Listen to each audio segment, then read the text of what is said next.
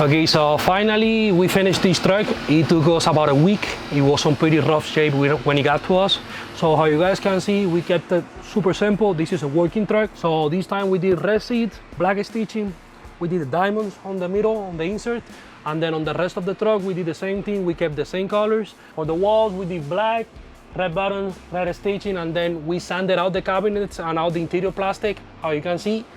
And they came out super good. How you guys can see, it's a shiny red. When it got to us, it was super rough, so we did have to do a lot of sanding.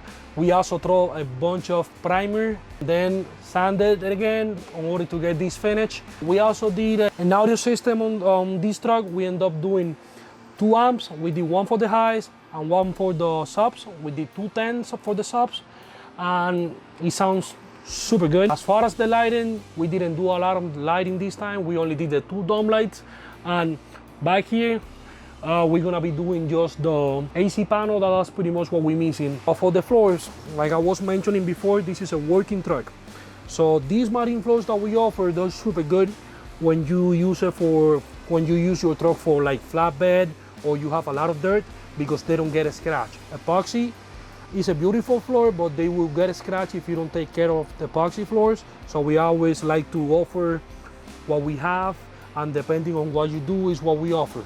So either way, I hope that you guys like it. Check out this floor, it came out amazing.